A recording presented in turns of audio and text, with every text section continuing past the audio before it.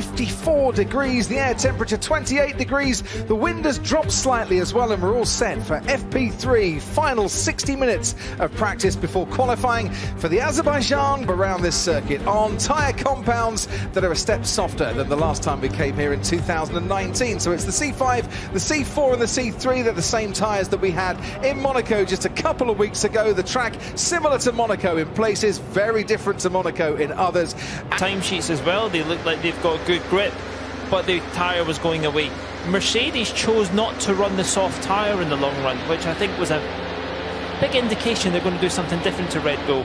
And they were, very... off the wrong wing and put the right wing back on.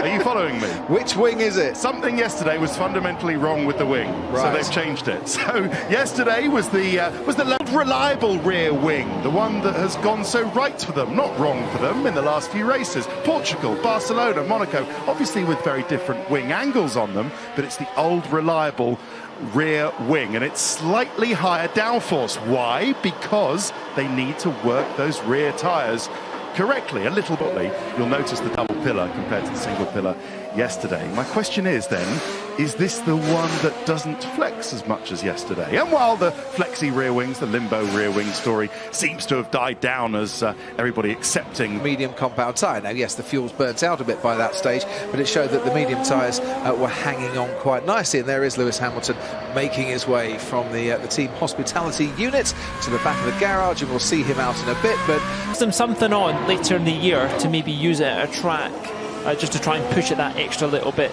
But listen, this is the fascinating thing about this championship. I love to see two teams absolutely at their best, pushing each other all the way to the very end. And it's just fascinating to see how it's going to develop, because I think it's going to keep us on the edge of the seat for a very long time. I totally agree. New power units then. There, and eventually went on to win the race. So I don't know if that will materialise here. I don't know if it would be the same thing for this circuit. But, these cars are tricky. They're hard to set up. And it's the same because they didn't want to speak. I think they wanted to get up in the office and properly debrief, and we can just digest what we can do and pick up from various penalty. Fernando Alonso, meanwhile, had a very good day yesterday, 6th fastest for I was going to say, he looked like he was enjoying this circuit. I saw him on the track walk when we were out there doing some filming 2 days ago, and he was sussing it all out through the castle section, eager to get around this track, and that showed yesterday as well. He's enjoying himself out. See that, Paul, a bit of freewheeling in turn 6 there as Alonso turned in. They're running it so soft at the rear that it just popped up the inside front wheel, and you want to try and keep all 4 contact patches on the ground really to improve your grip. But that was an interesting sight. I haven't seen another car do that yet this weekend. And talking of the rear, 19 PSI on the rear tyre from here on in. It was 20. They've reduced it down. The other way. More and more cars emerging onto the track then, and Sergio Perez, the man who was quickest yesterday afternoon, has just gone fastest by 0.6 of a second from Daniel Ricciardo in the McLaren, and Ricciardo a couple of tenths ahead of his teammate Lando Norris as it stands at the moment, as we continue with Charles Leclerc as double yellow in sector 6 or turn 4, but he's got going again. So we saw Yuki Tsunoda, didn't we, go down there yesterday, and as you rightly said, practices Austin Powers manoeuvres trying to get out again. And just like we're saying, it's a tricky business trying to set these cars up, understand the tyres. It's a different day, different conditions. On the hard tyre now, they're still running Floviz paint on the front left of that car, so you never know what they're trying as well at the same point, and it doesn't take much.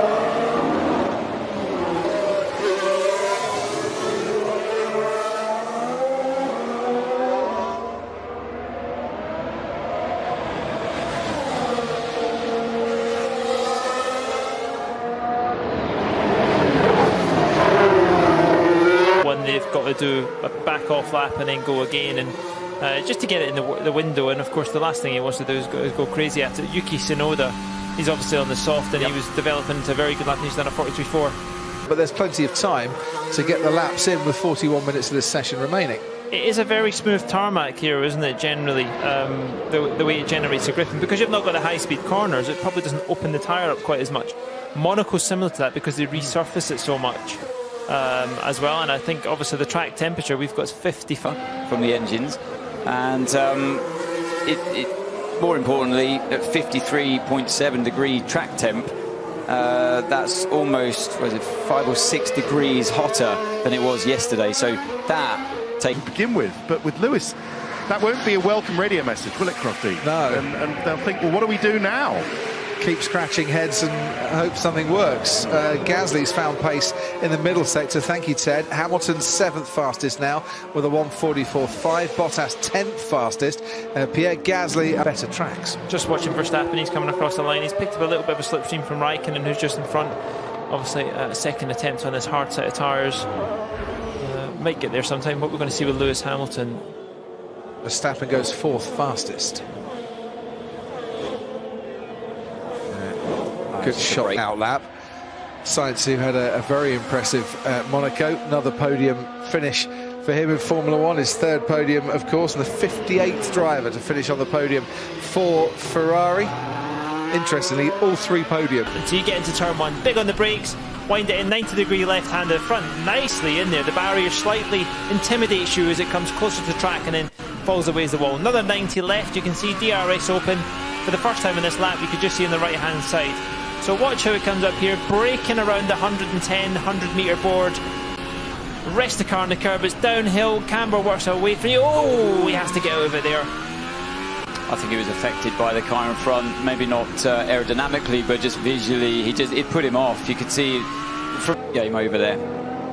Now, street circuit, inches away from the barriers at all times. Max Verstappen in a Red Bull team that look very warm favourites on this very... We're going to see a repeat of Leclerc's one from yesterday where the inside front from the right-hand part of the braking lock, but no, that was just a bit too late.